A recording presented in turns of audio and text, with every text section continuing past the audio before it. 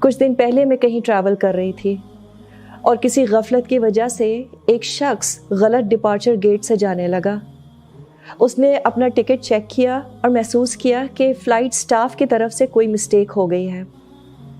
میں سوچ رہی تھی کہ ہمیں ہر وقت کتنا ویجیلنٹ رہنے کی ضرورت ہے۔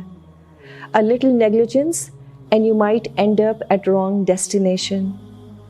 ہم اپنی زندگی کے سفر کی تیاری کے بارے میں بھی بہت بات کرتے ہیں، اور کسی بھی سفر کی تیاری کا آغاز اپنے بیگ میں صحیح چیزیں رکھنے سے شروع ہوتا ہے۔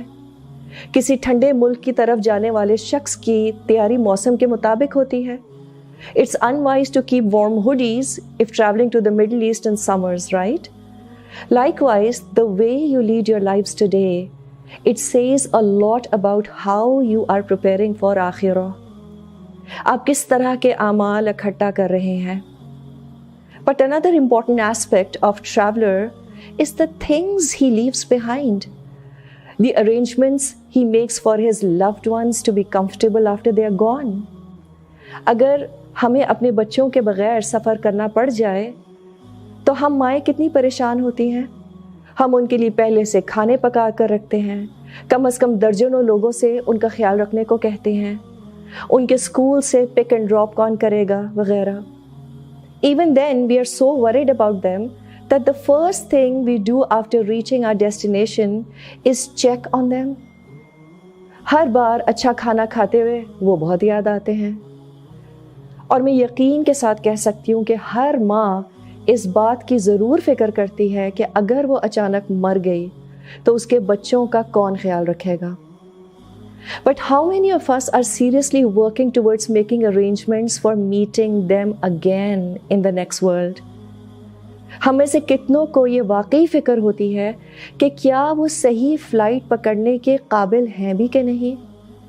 اگر ہم اللہ کی رحمت سے اور اپنی زندگی میں صحیح چوائسز کے سبب جنت میں پہنچ بھی گئے، ہمارے بچوں سے وہاں ملنے کی کیا تیاری ہے؟ Who will guide our children to lead their lives according to their desired destination؟ اور نہ صرف ہمارے بچے بلکہ ہم اپنے پیاروں سے وہاں ملنے کے لیے کیا انتظامات چھوڑ کر جا رہے ہیں؟ میں اپنے ساتھی مسلمانوں کی آخرت کے لیے کیا کر رہی ہوں؟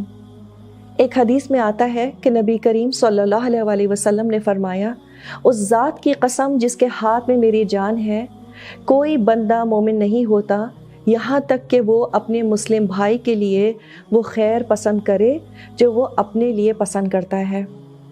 Yes, we can't force religion down people's throat, but I can surely help my loved ones to feel confident in practicing Islam۔ لیکن اس کے لیے بہت اہم ہے کہ ہم لوگوں کو اللہ کے کلام سے جوڑیں۔ We must connect our children to the Quran۔ آج ہمارے معاشرے میں جتنی بھی پرابلمز ہیں، اس کی ایک بڑی وجہ دین سے دوری ہے، اللہ سے دوری ہے، اور اس دوری کو ختم کرنے کے لیے بہت ضروری ہے کہ ہم اللہ کو جانیں، اللہ کے کلام کو پڑھیں اور اس کے مطابق اپنی زندگی گزاریں۔ اور کیوں نہ ہم اس کام کا آغاز رمضان کے مہینے سے کریں، کیونکہ اس مہینے میں دل بہت نرم ہوتے ہیں۔ تو اس کام میں ہم نے اپنا حصہ ڈالنا ہے، لوگوں کو دین سے جوڑ کر اور خود بھی اللہ کے کلام کو سمجھنے میں وقت لگانا ہے اور عمل میں آگے بڑھنا ہے۔ ہم سب کو اپنی منزل کے بارے میں فکر کرنی ہے۔